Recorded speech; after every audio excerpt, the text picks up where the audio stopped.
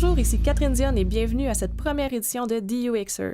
Aujourd'hui, nous avons une entrevue avec François Perrin, designer UX chez LVL à Montréal. Nous parlerons avec lui d'intelligence artificielle et de son potentiel pour aider l'apprentissage chez les jeunes enfants. De son côté, Jean-François interviewe Maxime Leroy, Product Lead chez Meetup. Nous vous rappelons également de vous procurer vos places pour le prochain Cannes UX qui se tiendra en novembre à Ottawa. Les billets sont présentement en vente sur cannes-ux.io.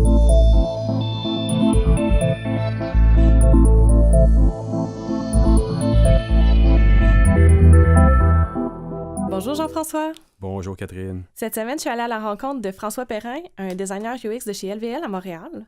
François, il a eu la chance d'être conférencier à l'événement Converse, un événement sur le service design qui se déroule à Toronto. C'est dans le volet Le futur du service design. Il parlait d'intelligence artificielle, plus précisément du potentiel que ça a pour concevoir des services et des produits qui sont destinés aux jeunes enfants. On parle d'enfants de l'âge préscolaire primaire, en fait. Il abordait surtout l'acceptation, puis comment, finalement, le designer UX avait une responsabilité éthique dans la conception de ces solutions-là. Ben, c'est ça, j'allais te demander, en fait, parce que quand on parle d'intelligence artificielle ou de tout ce qui est les jeunes, même sans intelligence artificielle, il y a des questions d'éthique, d'échange de données. Ça a dû faire partie de sa problématique là, dans la conception de tout ça. Oui, en fait, il essayait de sortir des grands principes de conception parce que lui, rapidement, lorsqu'il a fait son produit, donc un jeu qui était destiné à aider à apprendre différents thèmes scolaires aux enfants, puis il a rapidement constaté que les parents, par exemple, avaient peut-être des freins à cause de l'échange de données, de l'âge des jeunes enfants. Donc, il y avait une certaine fermeture au niveau du milieu familial quand c'était le temps d'amener l'intelligence artificielle parce que c'est quelque chose qui fait encore un petit peu peur. Les gens ont encore des gros concerns à propos de ça. Ils se demandent comment ça fonctionne, ne comprennent pas trop qu'est-ce qu'on va chercher comme données au niveau de l'échange. Donc, comment on réussit à concevoir tout en respectant une certaine limite par rapport à l'échange qu'on a avec les enfants pour sécuriser le parent et sécuriser aussi l'environnement scolaire. Parce qu'il y a une notion de contexte aussi. Puis j'imagine que ça fait encore plus peur, parce que là, on parle d'intelligence artificielle de façon un peu abstraite, mais en même temps, ça veut dire apprentissage.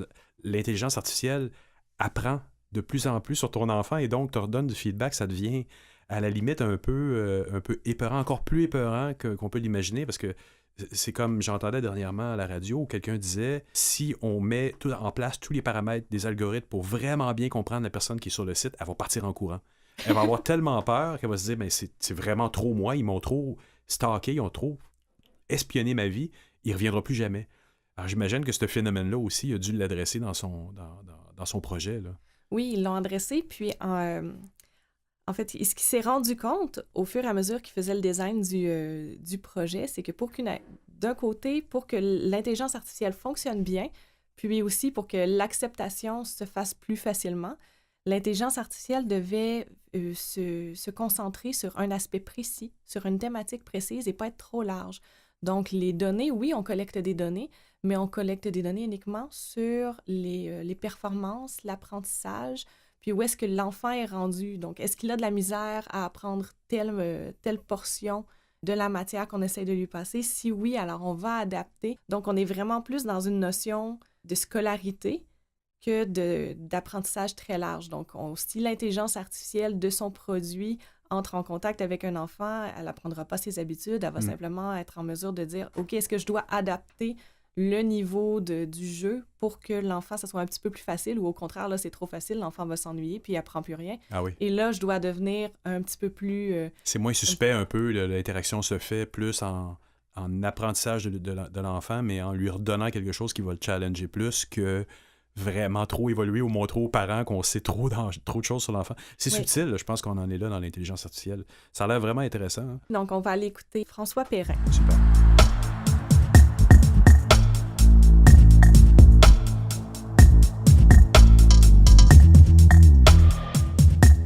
Je suis chez la compagnie LVL. Je suis ici depuis maintenant 2 ans. Et tout récemment, on s'est beaucoup intéressé à l'intelligence artificielle et son potentiel dans la conception de services et de produits. C'est quoi le chemin qui t'a amené vers cette avenue-là? Un chemin assez bordélique, si on peut dire.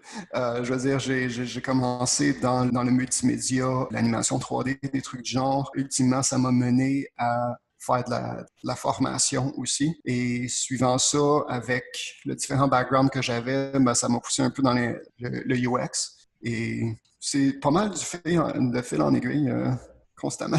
J'ai pas de chemin direct, j'ai pas fait de cours, j'ai pas fait un bac ou une maîtrise en UX, des trucs du genre. Je suis venu un peu de l'arrière. Donc, tu as appris sur le terrain, finalement.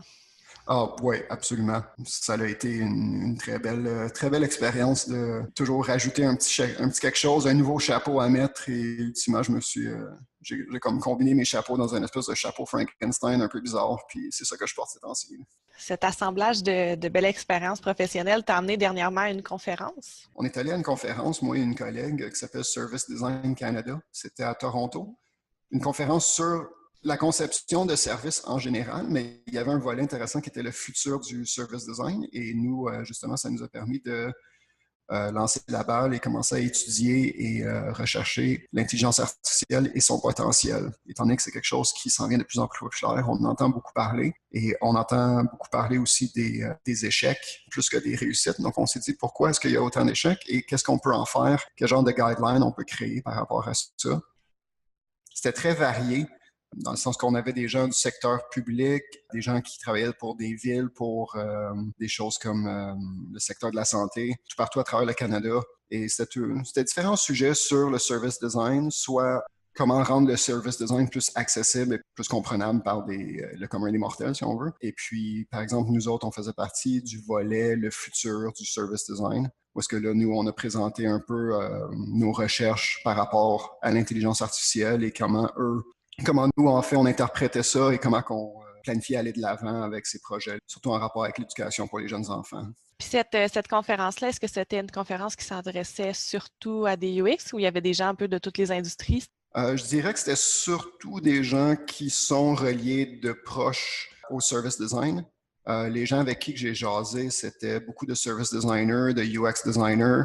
Il y avait un peu de concepteurs graphiques, quelques project managers ou des product owners. Donc ça, c'était surtout comme dans le domaine, si on peut dire. C'était des gens un peu initiés au concept. Toi, en fait, tu t'es retrouvé là à parler, comme tu disais, d'intelligence artificielle. Qu'est-ce qui t'a amené finalement à t'intéresser à ce sujet-là? Ben, c'était, de notre côté, on est souvent en train d'essayer de pousser genre des nouvelles technologies. On regarde aussi la réalité augmentée, la réalité virtuelle, des trucs du genre. Et on veut essayer de s'initier, même si on n'a pas de contrat ou de client particulier qui exige ça. On sait que ça s'en vient. Intelligence artificielle, commence à en entendre parler beaucoup plus. Donc, on s'est dit que ce serait intéressant qu'on commence vraiment à s'y intéresser. Puis quand on a vu l'occasion se présenter pour la conférence, on s'est dit, ça serait intéressant, on va pitcher notre idée de nos résultats de recherche là-dessus, puis ça va nous permettre aussi de motiver un peu du temps qu'on va mettre là-dessus pour vraiment imprégner du beau sujet.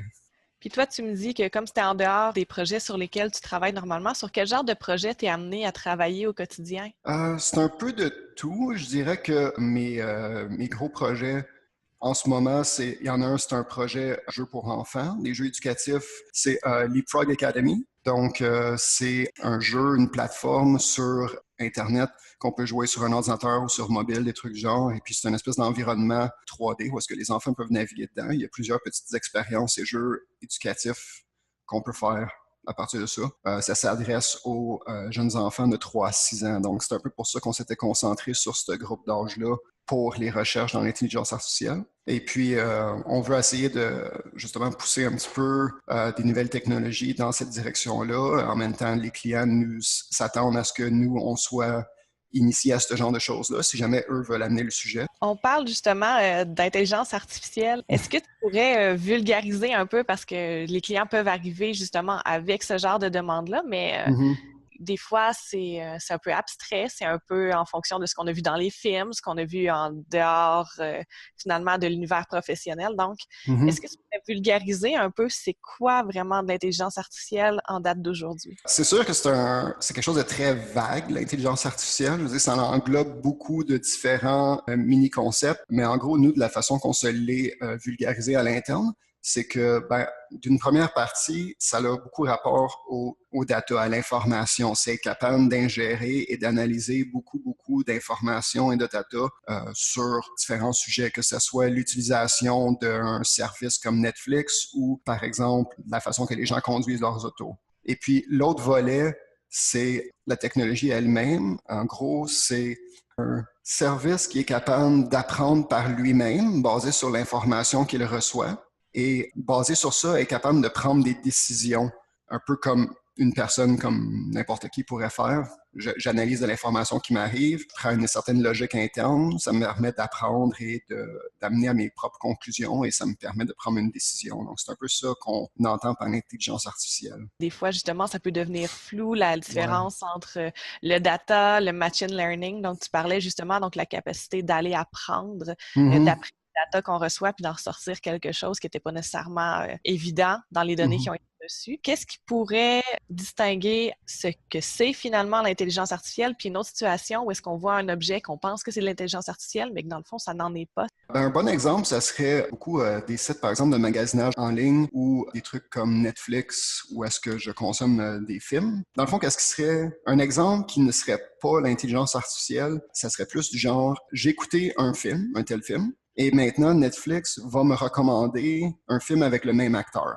Peu importe les autres sujets, essentiellement, ça, c'est quelque chose de très simple, c'est une corrélation entre ce que j'écoute et ce qu'il me propose, c'est direct, c'est pas nécessairement une décision ou l'ordinateur qui a dû y penser pour faire ça, il a juste regardé des identificateurs pour dire « Ah, ça c'est un film avec Tom Cruise, ben tu vas peut-être aimer ce film-là avec Tom Cruise. » Un point, c'est tout. Intelligence artificielle, ça serait plus si Netflix, je ne sais pas exactement comment eux fonctionnent, mais quelque chose qui serait de l'intelligence artificielle, ça serait par exemple, ils remarquent que j'écoute plusieurs films, ils analysent toutes mes habitudes d'écoute, et puis éventuellement, il est capable de distinguer que moi, les acteurs, par exemple, ça importe peu. Ce qui m'intéresse, c'est les thématiques. Donc, mettons, je suis plus quelqu'un qui aime la science-fiction. Donc, Netflix va arrêter de me proposer quelque chose basé sur l'acteur. Il va commencer à me proposer des choses sur la thématique. C'est peut-être quelque chose qu'il aurait fait à la base, parce qu'encore, il fait une association de thématiques, d'acteurs, tous des petits mots-clés qu'il y a dans son inventaire. Mais le fait qu'il commence à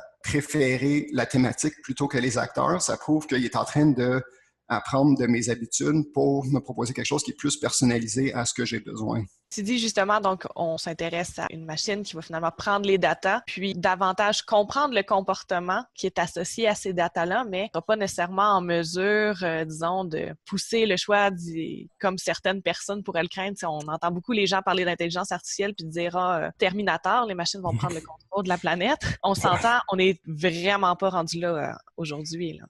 Non, vraiment pas. C'est effectivement une certaine réputation que l'intelligence artificielle a avec le grand public qui est très difficile à démystifier, si on veut. Je pense dans presque littéralement toutes les conversations que j'ai eues de l'intelligence artificielle avec des gens qui ne sont pas dans le domaine, mais Terminator, c'est toujours quelque chose qui vient assez rapidement dans la conversation. Premièrement, effectivement, on est très loin de là. Dans le fond, l'intelligence artificielle, c'est moins monstrueux qu'on l'imagine à être. C'est vraiment juste une technologie qui permet de prendre des décisions et d'apprendre à mesure qu'il y a de l'information qui est exposée à la machine. C'est sûr qu'on avance toujours. Éventuellement, on va sûrement avoir des conversations très élaborées avec son téléphone ou avec une autre technologie qu'on n'a pas encore imaginée. Mais je dirais que c'est pas une question d'avoir peur qu'ils vont combattre l'humanité et arriver dans tous les scénarios apocalyptiques qu'on voit au cinéma. Là.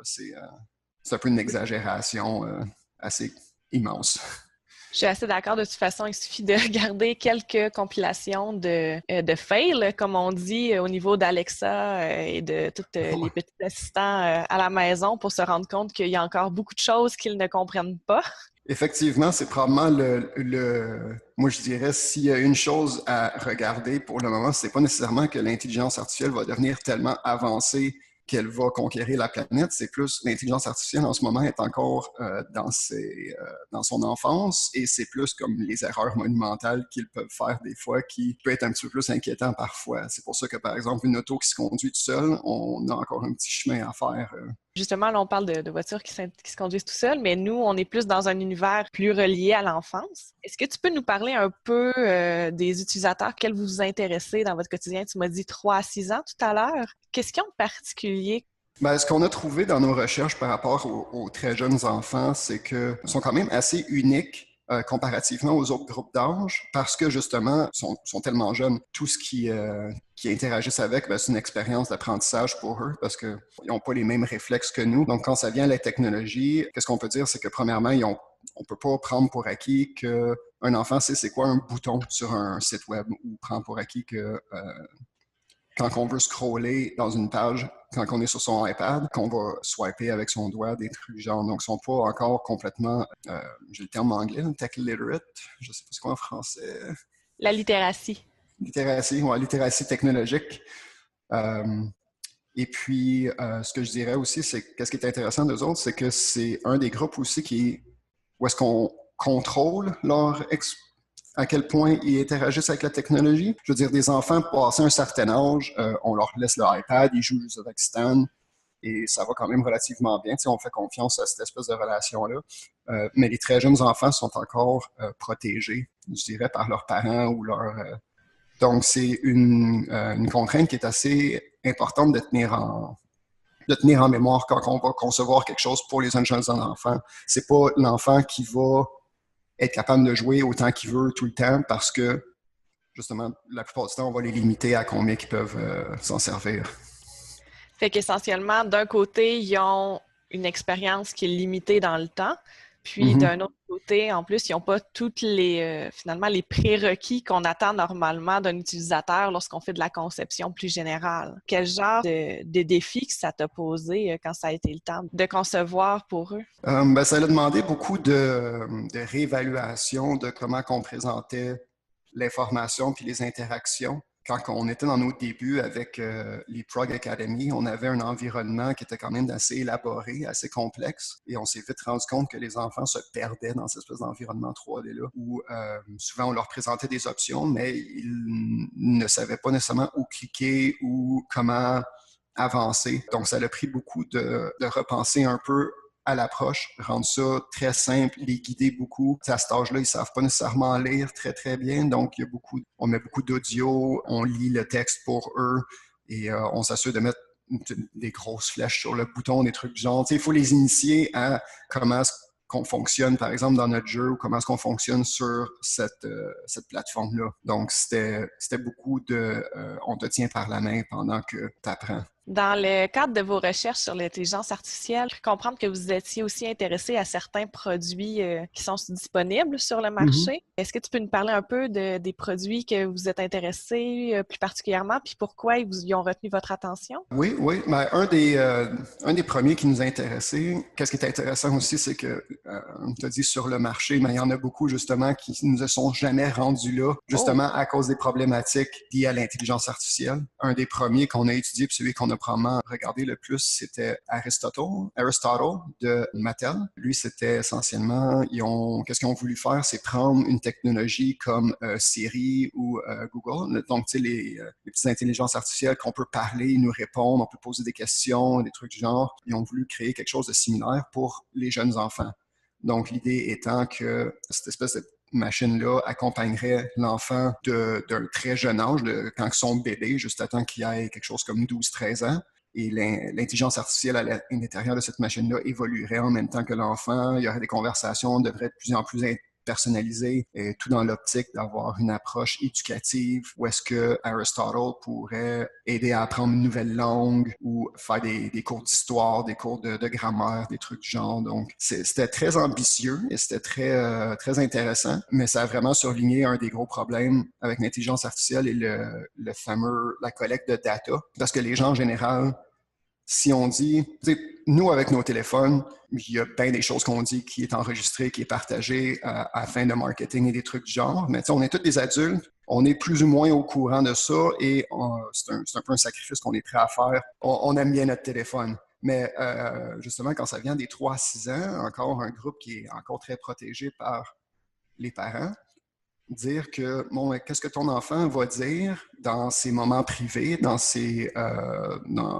dort, il se fait filmer par la petite caméra, on l'écoute tout le temps, et ce data-là est partagé en ligne.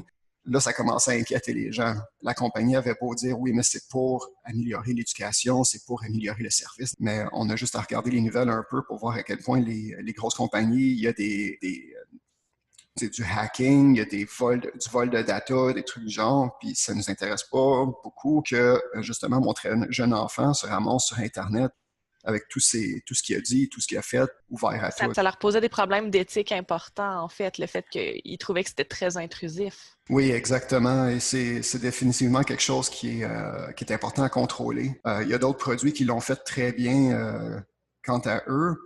Un exemple qui est pas encore sur le marché, mais ça s'en vient, c'est celui de Sesame Street, un truc qui s'appelle Sesame Workshop, où est-ce que c'est une application pour apprendre des nouvelles langues. Sesame Street est très connu pour ça. Et on utilise l'intelligence artificielle pour s'assurer que l'enfant a toujours le bon niveau de challenge. S'il apprend plus vite, ben, on va pousser les leçons un petit peu plus. S'il y a de la misère, ben, on va identifier dans quoi il y a de la misère pour l'aider avec ça.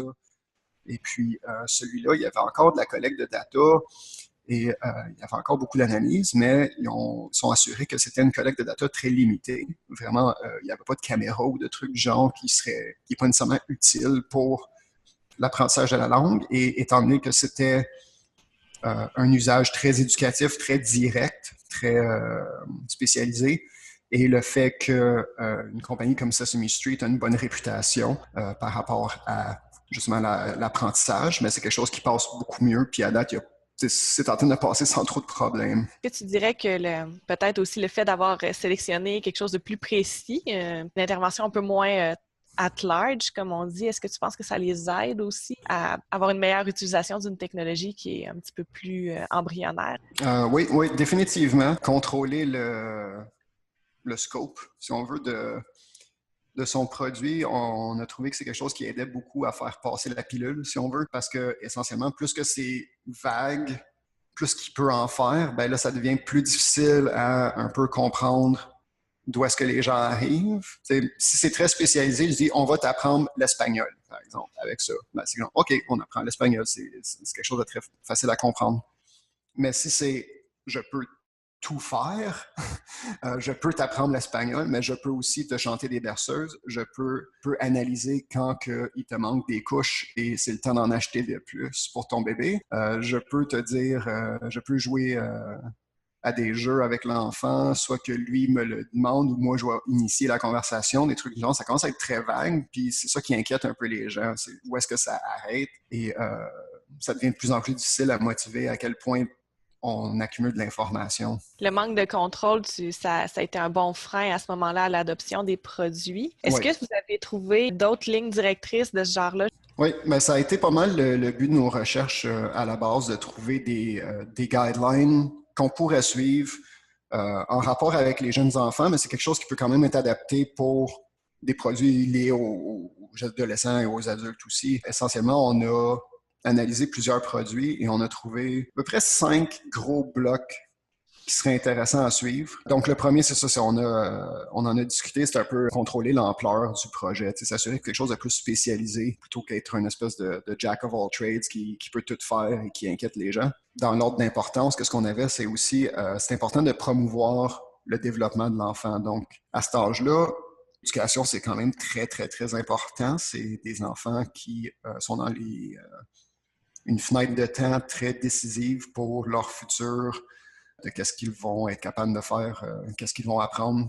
C'est important d'avoir une idée claire de qu'est-ce que je veux contribuer au développement de l'enfant à cet âge-là. Il faut être capable de répondre à la question, si cet enfant-là est exposé à mon service, à l'intelligence artificielle, est-ce que je suis capable de répondre à la question, quel genre d'effet ça va avoir sur l'enfant?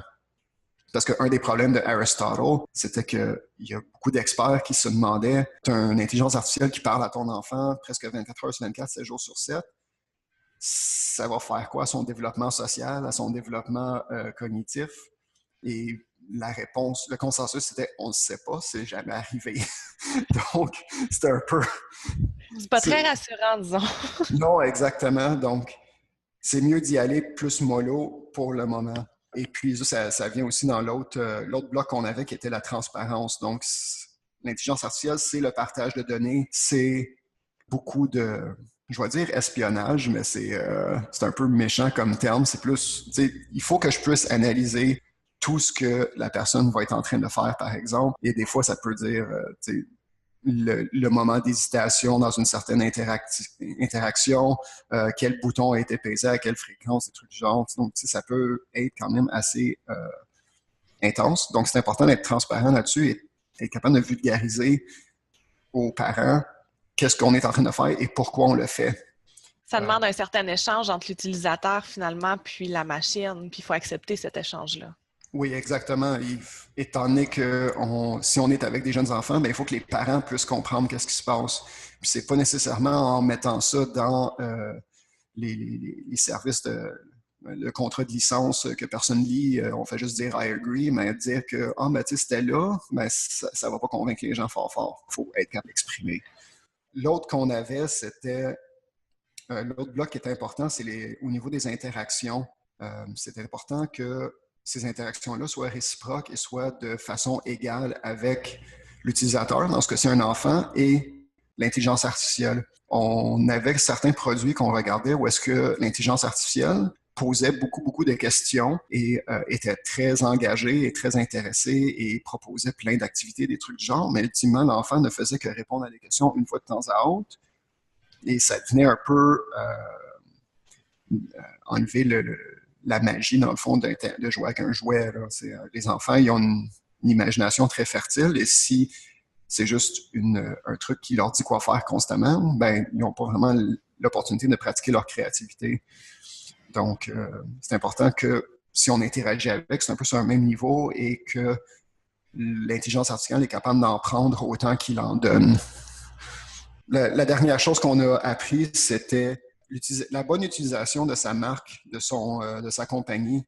C'est quand même quelque chose qui va avoir du poids quand on introduit des nouvelles technologies. On avait Sesame Street, justement, qui a sorti Sesame Workshop. Ça l'a bien passé parce que Sesame Street a une excellente réputation. C'est une compagnie à but non lucratif qui a son mandat, l'éducation des enfants. Ça fait des années, des décennies même, qui sont sur le décor. Dans le décor, je veux dire, moi, j'ai grandi avec Sesame Street. J'aurais pas de problème à exposer, mettons, mes enfants à quelque chose du genre. Tandis que d'autres compagnies, comme par exemple Mattel, qui poussent vraiment beaucoup d'initiatives d'intelligence artificielle, c'est vraiment impressionnant à quel point ils explorent cette technologie-là. Mais ça reste une compagnie de jouets qui est là pour faire du profit. Donc, quand ils vont partager de l'intelligence artificielle, qui va collecter du data et analyser des trucs, ben, des gens vont regarder la marque et se dire c'est une compagnie qui veut faire de l'argent. Donc, c'est quoi leur but ultime? Donc, c'est important de pouvoir manager un peu sa réputation dans cette façon-là. Mais qu'est-ce qui est très intéressant, c'est vraiment le potentiel de personnalisation. Parce que l'intelligence artificielle, quand il est bien développé, il est vraiment capable de s'adapter à les besoins individuels de la personne. T'sais, on peut avoir un jeu éducatif qu'on présente à un enfant, mais ultimement, s'il n'y a pas d'intelligence artificielle derrière ça, s'il n'y a pas de méthode d'apprentissage, ben, peu importe l'enfant, il va passer à travers, mettons, 10 activités, mais ça va être les mêmes 10 activités pour tout le monde. Tandis qu'avec l'intelligence artificielle, il est capable de dire, bon, ben, à mesure qu'on avance dans les activités, on se rend compte que l'enfant il est très fort. Donc, on va être capable de prendre une décision et lui pousser quelque chose de plus intéressant, de plus challenging pour lui, ou encore, on va être capable de s'adapter et être un petit peu plus accommodant pour un enfant qui a un petit peu plus de misère. Je veux dire, surtout au niveau de l'éducation, on a beaucoup de potentiel de ce côté-là. Côté engagement social et cognitif, encore, ça reste un peu flou parce que, justement, ça ne fait que commencer. J'ai vu certains articles qui étaient intéressants, surtout sur le développement social. Il y a deux grandes façons de penser à ça. Tu as les gens qui disent, les enfants, il y a déjà des recherches qui disent qu'ils deviennent de moins en moins sociaux, justement, à cause qu'ils sont plus isolés par leur technologie. Les enfants qui sont sur les iPads ou les téléphones constamment, ça peut les affecter. Donc, l'intelligence artificielle, c'est comme ça sur les stéroïdes. Donc, c'est à se demander, est-ce que ça va faire que les enfants vont juste interagir avec des gens comme ils interagissent avec des machines? Parce que présentement, Siri, je peux être excessivement impoli avec Siri et elle va quand même répondre à mes questions de façon très conviviale et très sympathique de sa part. Donc, il faut s'assurer que, justement, quand ça vient aux jeunes enfants, il ne faut pas qu'ils prennent ces mauvaises habitudes-là. Donc, l'envers de la médaille, justement, c'est on peut apprendre certaines choses par rapport à l'intelligence artificielle, comme les bonnes bonne manière ou dire merci, s'il vous plaît, des trucs du genre. Ça, c'est déjà quelque chose que certaines compagnies sont en train de pousser. Au moins dans les petits morceaux sociaux, ça, c'est quelque chose qui est intéressant. Dirais-tu qu'en tant que, justement, en tant que designer, en tant que créateur, on a une responsabilité qui nous incombe par rapport à ça, juste penser à cet impact-là chez les enfants? Il faut faire attention de notre côté parce que de ce que j'ai remarqué, surtout les produits qui se préparent ou juste les conversations que moi-même, des collègues et d'autres personnes ont eues, on est très enthousiaste par rapport à l'intelligence artificielle. On voit le potentiel, on est dedans, on a les mains on est dedans jusqu'au coude à explorer le potentiel et on trouve ça super intéressant.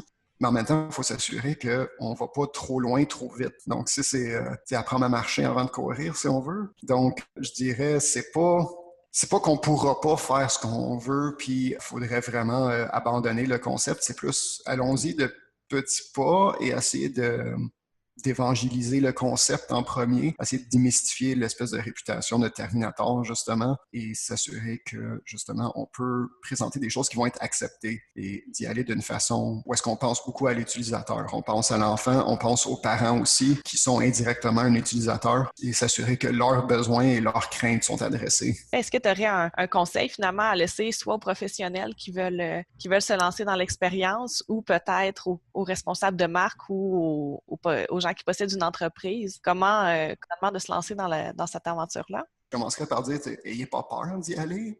Il y a beaucoup il y a de la mauvaise réputation, mais ça ne veut pas dire que c'est pas une bonne technologie. Il y a toujours une petite résistance au changement au début. Donc, je dirais, ayez pas peur. Définitivement, il faut pas avoir peur d'échouer non plus. Je parlais plutôt de Mattel qui pousse des initiatives constamment et il y en a beaucoup qui ont échoué, mais c'est correct. Il faut apprendre, il faut évoluer parce que sinon, si on fait juste attendre, dire « Ah, ben, tu sais, on n'est peut-être pas prêt, on va attendre un peu, on va se rendre quand ça va être plus établi. » Ben, rendu à ce niveau-là, on a un peu manqué le bateau et on rattrape les gens qui, justement, sont trébuchés plusieurs fois sur leur chemin. Mais quand ça vient à l'intelligence artificielle telle qu'elle, je dirais, il faut pas... L'intelligence artificielle, c'est un outil, c'est une technique pour accomplir le besoin de l'utilisateur. Donc, il faut pas qu'on embarque dans un projet en se disant, on fait un projet d'intelligence artificielle. Parce que c'est dans ces cas-là où est-ce que on n'a pas une très bonne idée de savoir de quoi le but et ça crée une espèce de produit qui fait peur aux gens, justement, parce que le focus est sur l'intelligence artificielle et tout ce qu'elle peut faire.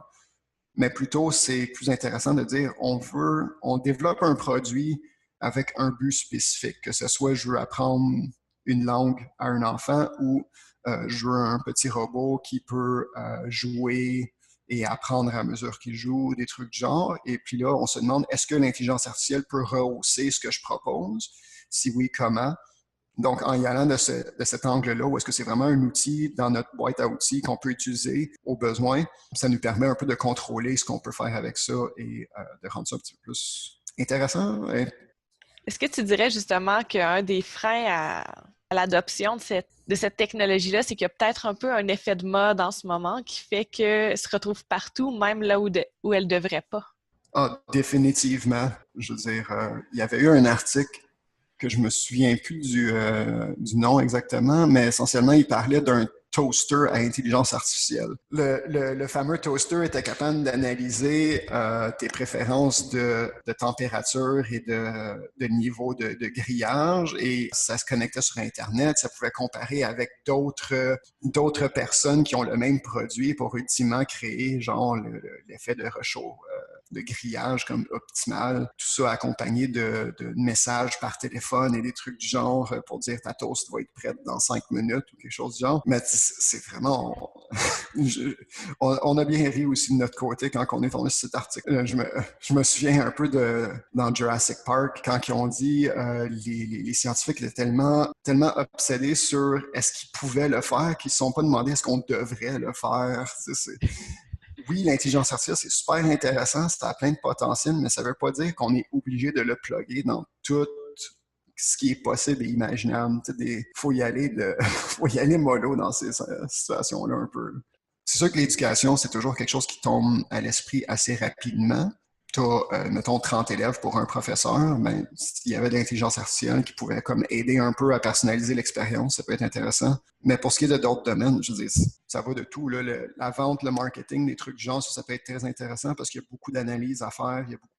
Quand on fait des recherches marketing, ben là, c'est plein d'habitudes de consommateurs qu'on a besoin d'analyser. Donc, l'intelligence artificielle peut venir faciliter la tâche pour ça aussi. Je sais qu'aux États-Unis, il y a aussi des places qui servent de l'intelligence artificielle pour des procès judiciaires, pour déterminer c'est quoi les chances de récidivisme, par exemple, d'un criminel ou des trucs du genre. Ils se basent sur beaucoup de data pour ça, à succès modéré. Là. Ça, c'est un autre sujet au complet qu'on peut tomber dessus. Définitivement, ça peut s'insérer presque n'importe où et je pense que ça va s'insérer pas mal n'importe où éventuellement. Si vous voulez en savoir un peu plus sur l'expérience utilisateur et l'intelligence artificielle, nous vous conseillons de vous intéresser au travail, bien sûr, de la compagnie LVL. Vous pouvez également lire le livre « What is Artificial Intelligence ». C'est disponible gratuitement sur le site de O'Reilly Media. Ou encore, vous pouvez écouter la présentation Google I.O. 2018 qui est disponible sur YouTube. Vous retrouverez tous les liens vers ces sources-là sur notre site Internet. C'est maintenant l'heure d'écouter l'entrevue de Jean-François. Jean-François, tu es allé à la rencontre de qui cette semaine? Je suis allé rencontrer Maxime Leroy. Enfin, je suis allé rencontrer, on fait ça virtuel, nous autres, on est comme ça. Alors, j'ai appelé Maxime Leroy, qui est quelqu'un qui a étudié en Europe, mais qui travaille maintenant à New York. Et on a fait une entrevue. Il travaille chez Meetup, meetup.com, qu'on utilise pour créer des événements puis pouvoir gérer les gens qui sont là. Ben, c'est ça, on a jasé, puis j'étais surpris de savoir à quel point c'est une start-up qui a pris énormément d'ampleur dans les dernières années. Je pense que rendu là, on peut plus appeler ça une start-up. Quand il y a un lab à l'interne de l'entreprise, là, c'est plus une start-up. Donc, c'est vraiment intéressant parce qu'ils prennent vraiment beaucoup la peine de mesurer les réactions, d'aller plus dans la granularité, le petit mot buzz, la granularité de leur expérience, puis de voir à quel point les gens réagissent à certaines situations et pas à d'autres. Puis ça leur a permis, dans certains cas, d'améliorer leur processus là, de façon extraordinaire. On parle de gros pourcentages. C'est quand, par exemple, pour un courriel, parfois, on se dit on peut avoir 5-7% de retour. Eux, à un moment donné, dans un de ces processus-là, parce qu'ils ont mesuré, parce qu'ils sont testés au bon moment, ils ont eu une croissance, si je ne m'abuse, de 50 quelques plus %, ce qui est énorme. Là. C'est des résultats vraiment fantastiques, parce qu'ils appliquent proprement, très, très bien, des belles méthodologies UX. Puis on sait qu'ils fonctionnent également en agile, donc c'est particulier. Donc, un sujet qui est au cœur des discussions, l'agile et le UX, comment ça se passe pour eux?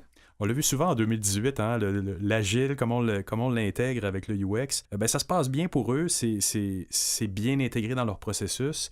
Je pense que de toute façon, on ne peut plus passer à côté de ça. Là. On voit des programmeurs qui sont là-dedans, on a quasiment des évangélistes programmeurs qui sont en agile. Ça s'impose tranquillement. Tranquillement, oui. Ben, ça veut dire que nous, en tant que UX, on s'impose de plus en plus de façon intelligente dans ce processus-là et heureusement, je pense, de plus en plus en amont.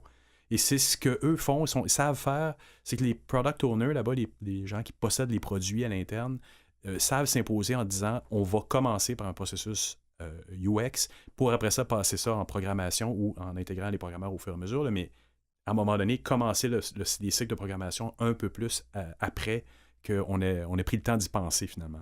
Parce que Maxime, lui, il a un background comme UX designer. Ah oui, absolument. Il a étudié à l'école de Nantes. Et puis, oui, il y a un background là-dedans. Donc, il y a toutes les méthodologies, puis il est là pour les appliquer. Mais c'est étonnant parce que la plupart des product owners là-bas ne sont pas nécessairement des UX, mais j'étais content d'apprendre que pour une fois, on a quelqu'un qui est proche d'un rôle de product owner, qui est quelqu'un qui a un background UX. Je pense qu'on est bien placé pour faire ce genre de rôle-là parce qu'on est équipé avec la méthodologie pour dire, ben nous, on est capable de dire, mon produit, c'est ça, puis on est capable de le tester, on sait aller voir nos utilisateurs, ce qui n'est pas historiquement tout le temps le cas quand le product owner, c'est un programmeur, par exemple. Il n'y a pas nécessairement cette historique de dire je suis capable d'aller tester mes utilisateurs ou j'ai le réflexe d'eux. Mais c'est sûr que si ça ne fait pas partie de la culture d'entreprise à la base, en plus, on y va avec nos connaissances personnelles. C'est exact. Sûr que dans le rôle de programmation, c'est pas nécessairement quelque chose qui vient de soi, d'aller faire ce genre de recherche-là en amont ou comme approche. Mais on voit rapidement lorsque justement dans la culture d'entreprise ou lorsque quelqu'un a un background qui vient supporter ce genre de réflexion-là, ben, la méthodologie s'intègre mieux. Absolument. On va aller écouter cette entrevue-là avec Maxime Leroy. Merci.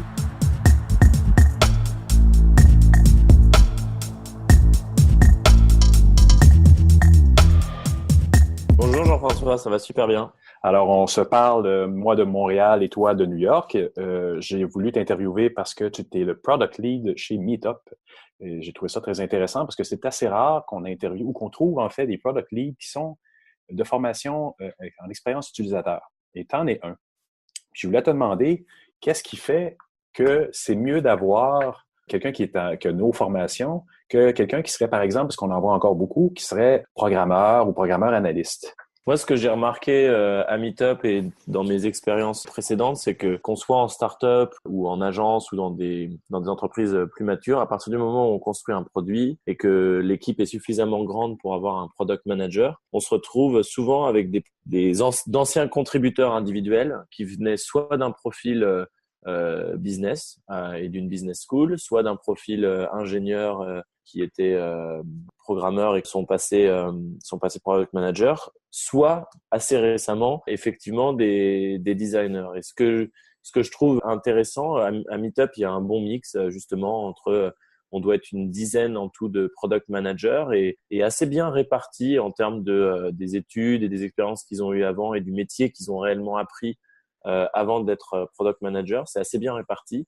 Ce que je vois en tant que product manager qui vient d'études de design et avec une expérience de design, c'est que je vais parfois avoir besoin d'un peu plus de temps pour comprendre quels sont les obstacles techniques et le temps que vont prendre certaines fonctionnalités, voilà, le temps de production. Par contre, je pense que ce qu'on fait vraiment très bien quand on est des spécialistes de l'expérience utilisateur, c'est de répondre à la question du pourquoi. C'est-à-dire, pourquoi est-ce qu'on crée cette fonctionnalité? En fait, de pas essayer de plaquer immédiatement une solution à un problème ou à un objectif business que s'est donné l'entreprise. C'est-à-dire que si l'entreprise, par exemple, nous, Meetup, c'est une entreprise qui a 15 ans, qui fonctionne le même business model depuis très longtemps. On a des organisateurs qui payent chaque mois pour pouvoir avoir accès à tous les outils de gestion de leur groupe et de gestion de leurs membres pour organiser des Meetup. Et donc, on construit des fonctionnalités et on améliore des fonctionnalités qui permettent à ces organisateurs de mieux gérer leur groupe. Et donc, nous, notre objectif business, c'est d'avoir de plus en plus d'organisateurs qui créent de plus en plus de groupes.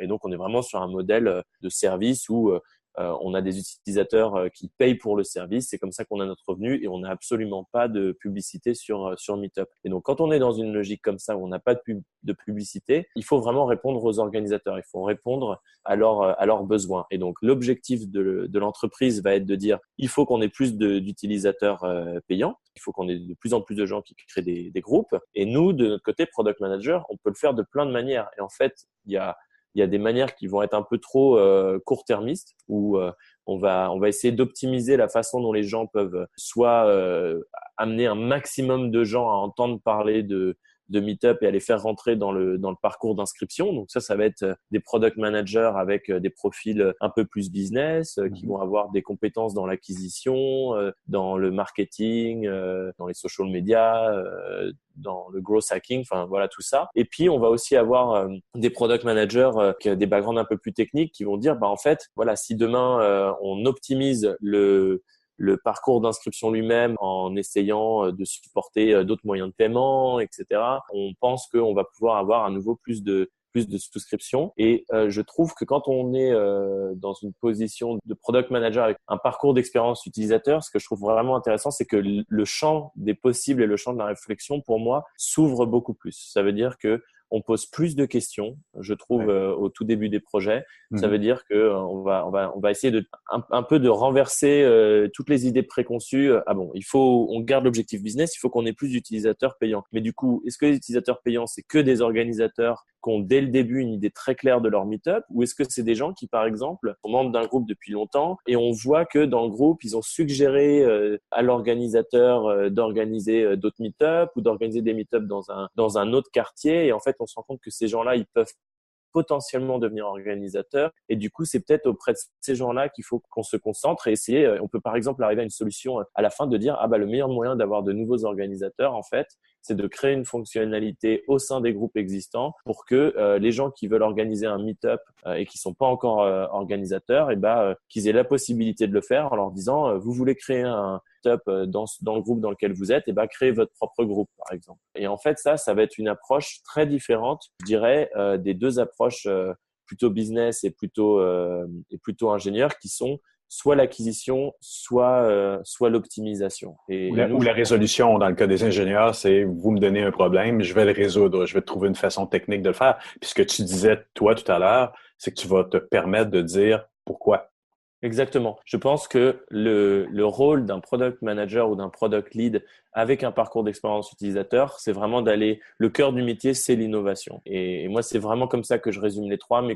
Avec mes collègues, on se place à différents moments et dans différentes équipes selon les objectifs qui ont été priorisés. Nous, c'est vraiment comme ça qu'on répartit le travail. Il y a parfois des parties de l'expérience Meetup qui sont excellentes. On sait qu'elles marchent très bien. Elles ont été optimisées et donc on va mettre un product manager avec une expérience business pour travailler beaucoup plus sur l'acquisition. Et parfois, au contraire, on est sur des problématiques où il faut créer un nouveau produit, où il faut créer une nouvelle expérience, où il faut essayer de comprendre comment satisfaire nos utilisateurs d'une autre manière pour qu'ils aient même envie de créer un groupe. Et ben là, on va mettre des product leads, des product managers avec plutôt un parcours design, expérience utilisateur. Et peut-être que dans ton approche à toi, où tu te permets de faire des tests aussi, ce qui est pas nécessairement naturel dans le domaine de l'ingénierie, là. On assume que ça va fonctionner, mais dans l'expérience utilisateur, on demande pourquoi, mais on valide aussi avec les utilisateurs en général. Est-ce que vous le faites chez Meetup?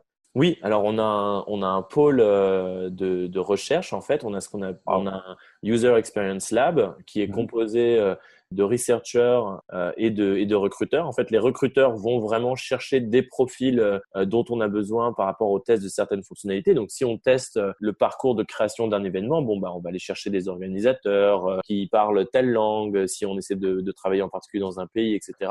Par contre, si on travaille sur le parcours d'inscription pour la première fois que les gens s'inscrivent à Meetup, et ben là, inversement, on va essayer d'aller chercher des gens qui n'ont jamais entendu parler de Meetup pour que ce soit le moins biaisé possible et on les fait, on fait des sessions d'utilisation du produit avec eux ou du produit actuel parfois parce que pour moi, il y a deux types de recherche et c'est là où je pense qu'encore une fois, les product leads avec une expérience design ont plus de compétences sur ces sujets-là, c'est que il y a deux manières de voir la recherche. Je pense qu'il y a une recherche qui est proactive et il y a une recherche qui est réactive. La recherche qui est proactive, c'est le fait de dire, quand on est dans ces questions autour du pourquoi, on va essayer d'interviewer, faire des sessions d'interview très ouvertes avec des non-utilisateurs. Et avant de leur présenter nos idées, ou en tout cas, on va leur présenter le produit actuel. Voire, on va leur demander comment, sans connaître Meetup, aujourd'hui, comment ils font pour trouver des gens dans leur quartier qui ont envie de faire une sortie photo toutes les semaines. Ouais. Et donc, s'ils utilisent d'autres services, Facebook Events, Groups, Eventbrite, etc., on va essayer de voir comment ils le font. Et aussi, on va leur présenter le produit actuel. Et ça, c'est tout ce qui vient, c'est la recherche proactive, c'est tout ce qui vient avant même d'avoir réfléchi à une solution. Et derrière, quand on commence à mettre des petits prototypes en place, qu'on pense améliorer les choses, là, c'est là où on fait de la recherche réactive, où on met vraiment quelque chose dans les mains de ces personnes-là avec qui on fait ces tests. Et là, on est vraiment dans de l'écoute quasi immédiate et on les observe. Et de manière générale, cette recherche-là cette façon de faire de la recherche avec des utilisateurs, je la différencie un peu de la recherche qui est faite avec des profils programmeurs ou business. C'est que programmeur ou business, on est plus dans des résultats avec une donnée quantitative à la fin. Ça veut dire qu'on va faire des tests de l'A/B testing. Donc, on fait rentrer une population va utiliser la version actuelle du produit et une population va utiliser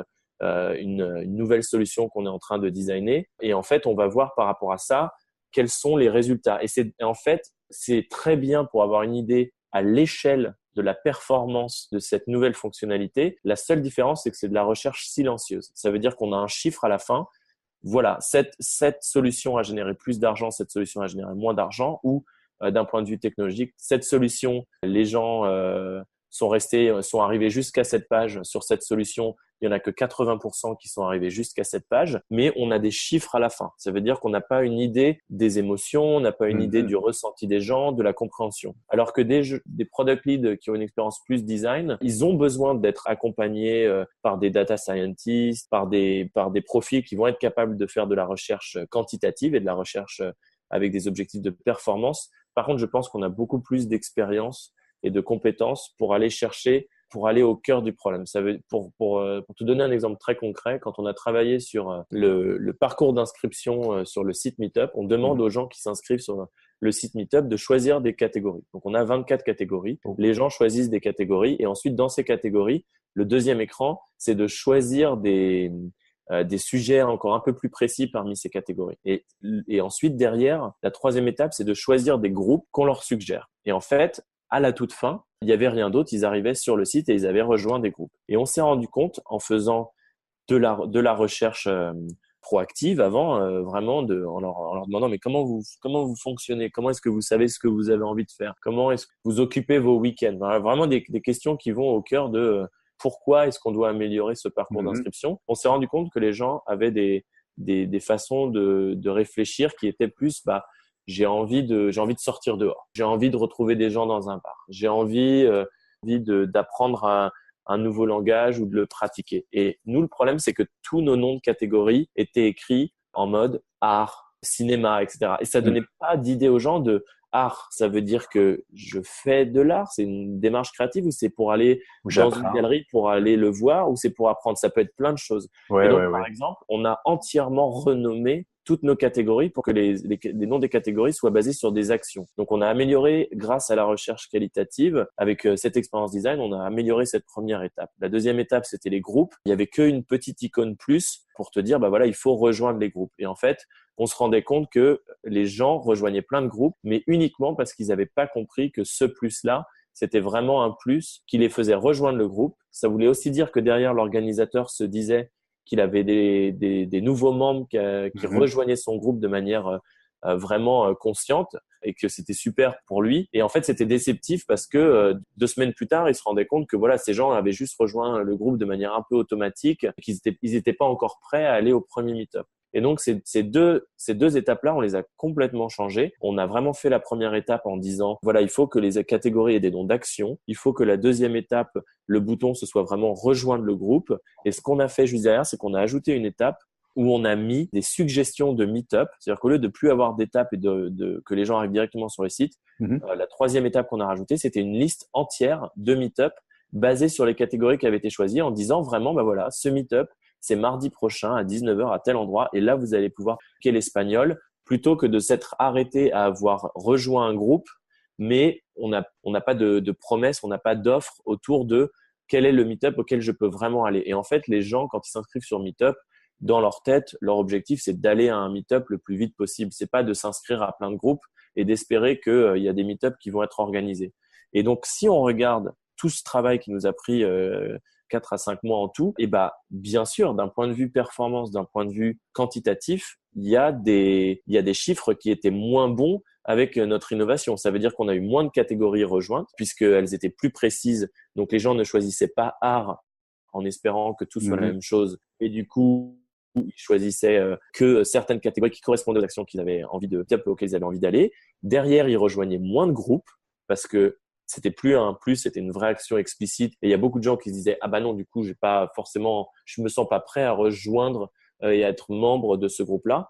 Par contre, sur le métrique qui nous intéressait le plus, le nombre de gens qui vont à un meet-up dès leur inscription, on a eu une augmentation de 50%. Et c'est un des métriques qu'on a amélioré de manière la plus significative sur cette année-là. Et ça, c'est un bon exemple de dire que si on n'utilise qu'une démarche quantitative, on pose pas assez de questions, on prend le risque de pas ouvrir assez de portes et malheureusement, potentiellement, on va fermer des expérimentations, on va arrêter des expérimentations parce que les premiers résultats donnent l'impression que certains chiffres sont en baisse, alors qu'en fait, le chiffre le plus important final, parfois, il faut accepter que certains métriques baissent pour obtenir une vraie amélioration de l'expérience, pour que beaucoup plus de gens activés, et quand on dit activés chez nous, ça veut dire vont à un meet-up dès leur inscription, qu'on ait des gens qui s'enregistrent, qui sont vraiment actifs derrière, mais surtout qui sont des gens actifs derrière, qui ont plus de valeur dans le long terme, qui voient en tout cas plus de valeur dans notre service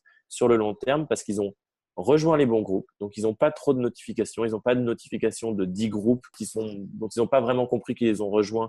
Ils ont des notifications que de 3 groupes qu'ils ont vraiment intentionnellement rejoints. Et en plus, ils sont allés à un meet-up où ils ont eu une bonne expérience. Et du coup, maintenant, ils savent qu'ils vont aller au prochain et au prochain meet-up de ce groupe-là, au lieu d'avoir rejoint 10 groupes, de toujours pas être allé à un meet-up, d'avoir plein d'emails, de pas vraiment savoir à quel meet-up ils doivent aller parce qu'ils ont ils sont un peu perdus dans cette masse de choix.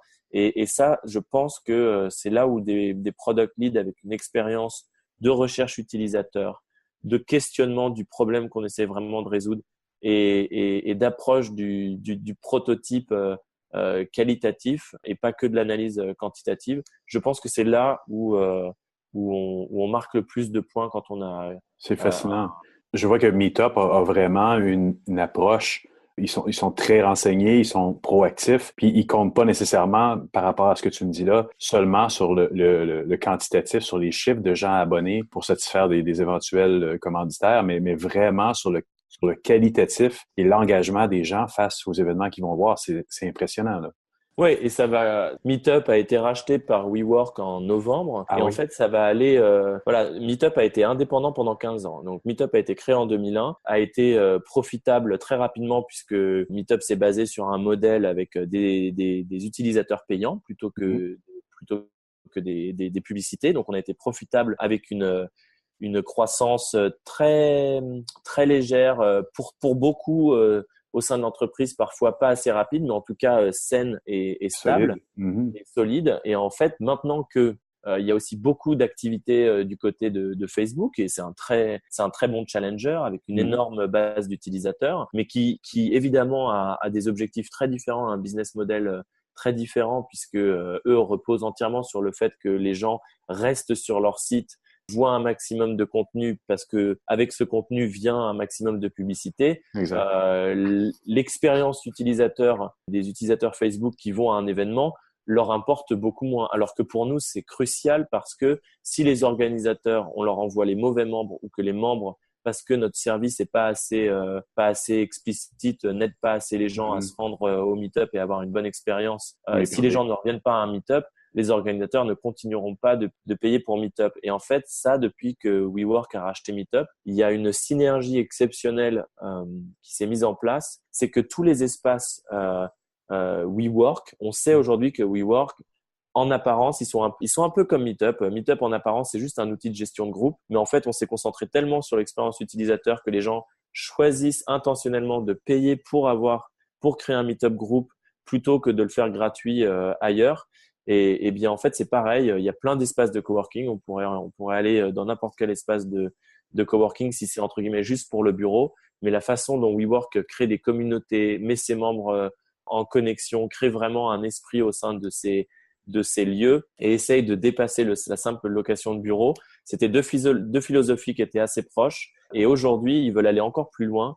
Ils veulent que dans les heures creuses d'utilisation de leur lieu, qui sont le soir et le week-end, ils ont des espaces d'une qualité exceptionnelle. Et nous, on a de notre côté à Meetup des organisateurs qui sont des leaders locaux exceptionnels, qui ont créé des groupes, qui font bouger des foules parfois pour les Meetup les plus qui ont le plus de succès et qui vraiment changent la vie des gens. Mais le plus dur, c'est de trouver des lieux où ils peuvent avoir ce Meetup pour apprendre à coder, ce Meetup pour pratiquer l'espagnol.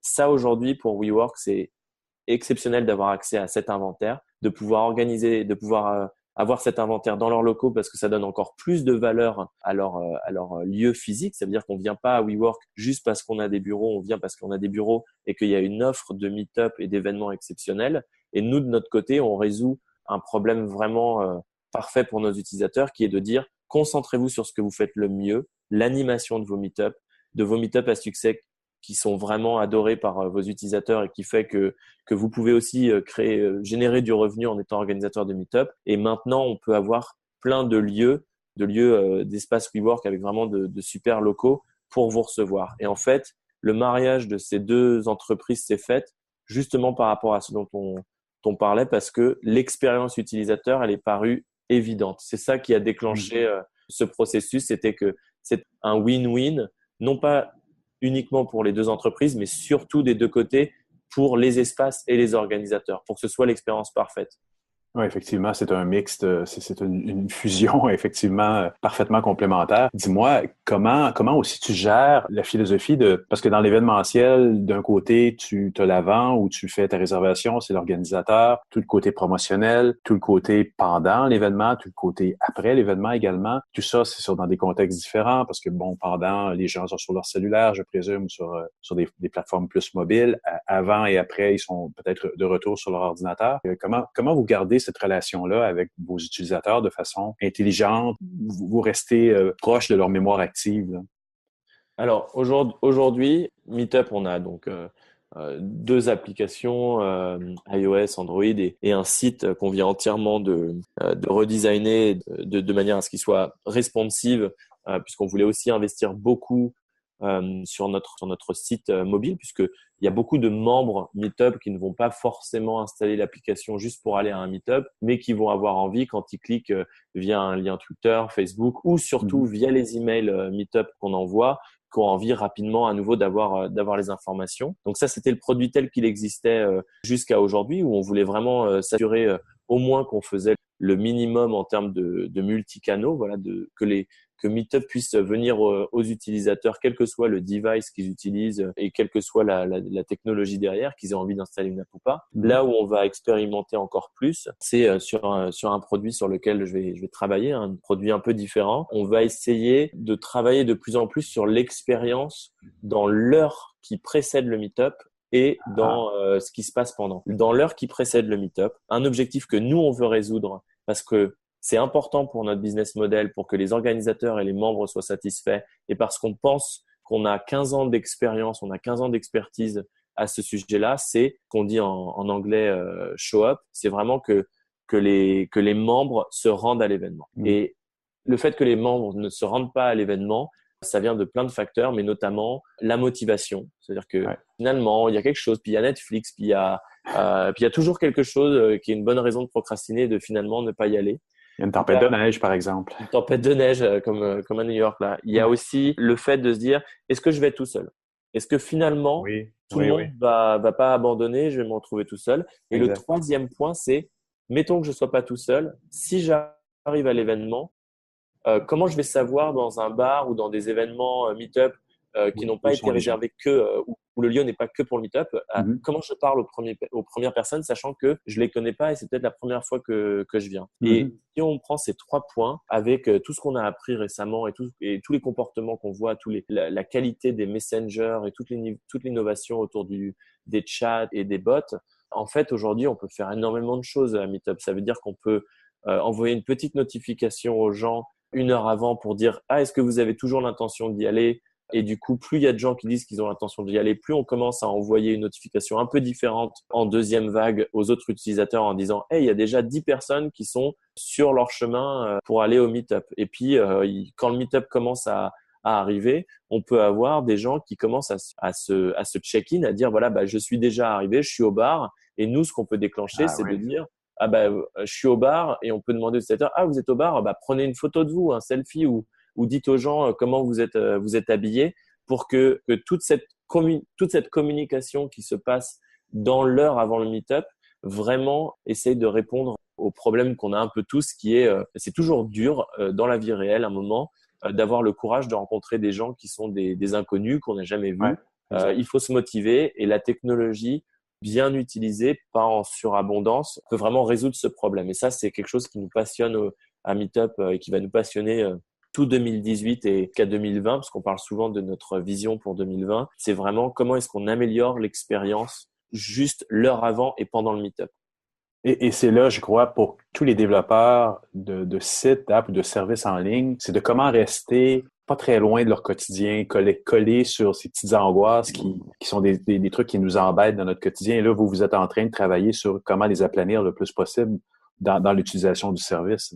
Exactement. On n'est pas du tout on n'a pas l'objectif de dire, pendant le meet-up, il faut que les gens soient tous sur leur cellulaire et qu'ils prennent des photos et qu'ils chattent. Non, les gens, pendant le meet-up, il faut qu'ils profitent du meet-up, qu'ils discutent avec les gens. Le slogan de meet-up pendant longtemps, ou en tout cas, une phrase que répétait beaucoup notre CEO, c'était de dire, on utilise le online to get offline. Et ça, C'est la philosophie Meetup, ça l'a toujours été. Et nous, du coup, on préfère utiliser la technologie juste 1 minute, juste une petite notification à bon escient pour être sûr que les gens vont vraiment avoir le courage de se retrouver dans la vie réelle, plutôt que de leur demander de cliquer sur plein de choses, de dire qu'ils sont intéressés à 15 événements, mais en fait, ils vont à aucun, de leur envoyer plein de notifications pour leur dire que tous leurs amis vont à un autre événement auquel ils sont pas intéressés, alors que nous, la seule chose qu'on essaye de faire, c'est de les faire aller, de leur donner le courage, de les rassurer, de rendre l'expérience confortable pour aller au meet-up auquel ils ont vraiment décidé d'aller. Et donc, il y a une différence entre un modèle où on essaye d'envoyer un maximum de contenu, d'être un peu trop omniprésent avec des utilisateurs en leur disant « Et pourquoi ça vous intéresserait pas ? Et puis ça aussi, et puis ça aussi, et puis ça aussi. » Nous, on est dans une dimension un peu différente où on se concentre sur ce que les utilisateurs nous ont déjà dit. Ils nous ont dit, voilà, moi je vais à ce meet-up-là, j'ai décidé d'aller à ce meet-up-là vendredi à 19h. Notre objectif, c'est d'utiliser la technologie avec parcimonie pour que vendredi à 18h, ils aient toujours autant envie d'y aller et qu'on les rassure à 18h30 sur le fait que tout le monde est là-bas et qu'en plus, les gens les attendent.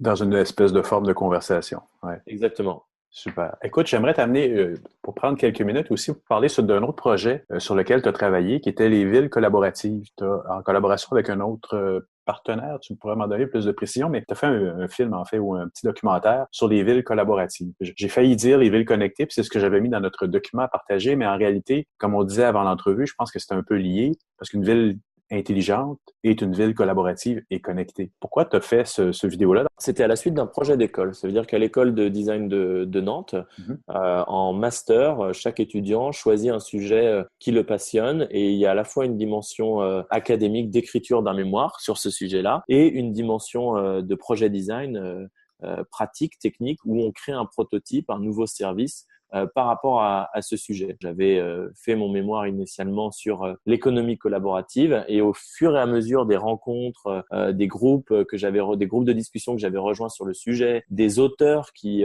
écrivaient les premiers livres à l'époque. Et en 2012, j'avais aussi rencontré les fondateurs d'Airbnb à New York quand c'était encore beaucoup moins connu. Hein. C'était oui.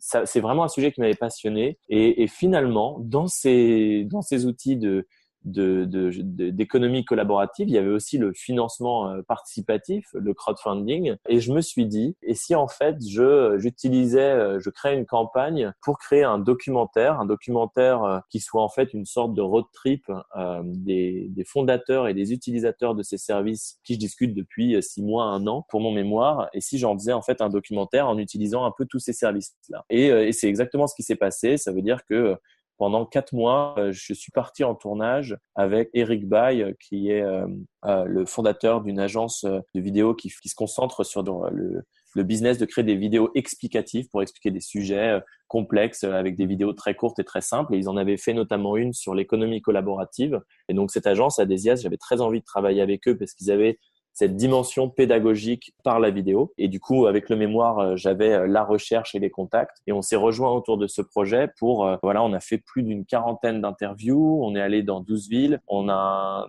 interviewé, Airbnb, KissKissBankBank avec la finance participative, BlaBlaCar à l'époque en France, et aussi donc ça c'est des initiatives un peu start-up qui sont plus dans le domaine de la technologie, mais aussi des initiatives qui reposaient beaucoup moins sur la technologie et beaucoup moins connues parce qu'elles ne sont pas passées à l'échelle, elles n'ont pas été répliquées dans toutes les villes. C'est des initiatives qui existent entre guillemets que dans une ville. Il y avait Teatro Valle à Rome, qui est un théâtre qui est géré de manière collaborative par un peu tout l'ensemble des compétences entre ingénieurs son, acteurs, etc. Ils gèrent leur théâtre de manière collaborative. Il y avait aussi à Milan coopérative de partage de vêtements où en fait on dépose des vêtements dont on n'a plus besoin parce que les enfants ont grandi, parce qu'on n'utilise plus ces vêtements-là. On reçoit un certain nombre de points pour ces vêtements qu'on dépose et avec ces points-là, on peut récupérer d'autres vêtements dans cette boutique en réutilisant des points plutôt que de l'argent. Absolument génial. Ça, c'était super intéressant. Et donc, en fait, on a fait une petite… autour de ces 40 interviews, on a sorti une 12aine de mini-vidéos de services qui nous ont le plus frappé. Aussi, le service, que j'ai beaucoup adoré, c'était aussi La Ruche qui dit oui en France, qui vraiment était en train d'exploser avec une interview de Marc David Choukroun qui chaque fois que je la revois, je me dis vraiment, voilà, tout ce qu'il avait prédit aujourd'hui s'est réalisé 5 ans plus tard par rapport à leur entreprise et à leur croissance. Et il y avait aussi à Helsinki, très intéressant, presque politique et activiste. Il y avait la création, c'était une des premières banques du temps, qui est une sorte de modèle de partage du temps où chacun peut contribuer au lieu de se rendre service entre voisins et d'être limité au service de son voisin en disant il peut peut-être m'aider pour réparer mon ordinateur et puis moi en je pourrais être gentil, je tondrai sa pelouse. En fait, ce qu'avait organisé Helsinki, c'était une banque du temps où tu peux donner, par exemple, toi, 1 heure de cours à quelqu'un pour créer un podcast ou l'aider à utiliser un logiciel de podcast pendant 1 heure. Ça te donne 1 heure de temps de crédit et derrière, tu peux demander sur le site si un comptable peut t'aider à faire ta déclaration d'impôt annuelle pendant 1 heure. Et du coup, vu que c'est à l'échelle de toute une ville et vu que l'unité de partage, c'est le temps, en fait, la ville devient hyper intelligente hyper collaborative parce que du coup tout le monde a la capacité d'avoir une seule compétence, c'est celle qu'on offre à chaque fois à tout le monde, mais les points qui sont gagnés en offrant cette compétence aux gens te permettent par contre d'avoir accès à une diversité de services au lieu d'être limité à chaque fois à des échanges où c'est toujours le même service que tu reçois en échange du service que toi tu proposes. Absolument. J'ai trouvé le vidéo très inspirant. Je vais en mettre le lien sous la description du podcast dans SoundCloud, c'est certain. Écoute, Maxime, je voudrais te remercier beaucoup pour l'entrevue. Ça a été un très, très grand plaisir. Écoute, merci beaucoup Jean-François et puis à bientôt à Montréal. Absolument. Tu es le bienvenu. Tu es officiellement invité à Montréal. Merci. Super, merci. Si vous voulez en savoir plus sur la méthode Agile, nous vous conseillons de lire Learning Agile, disponible sur le site d'Oraly Media, ou encore d'écouter le vidéo Agile Scrum Development Process and How UX and UI Design Fit In. C'est une vidéo du designer Mike Locke, c'est disponible sur YouTube. Vous retrouverez les liens vers ces sources sur notre site Internet. C'est déjà la fin de cette édition de The UXer. N'hésitez pas à passer le mot autour de vous, à partager nos épisodes ou à nous mentionner sur Facebook, Twitter, Instagram. C'est toujours très apprécié. Nous tenons à remercier encore une fois Vues et Voix pour le studio d'enregistrement. Merci également à Perrine Vin pour notre identité graphique et à Bruno Guglielminetti pour ses encouragements et son inspiration à commencer ce projet. Si vous voulez parler à Jean-François ou à moi, vous pouvez également nous joindre sur les médias sociaux ou sur le site internet theuxer.com. Merci d'avoir été là et je vous souhaite une excellente semaine. Au revoir.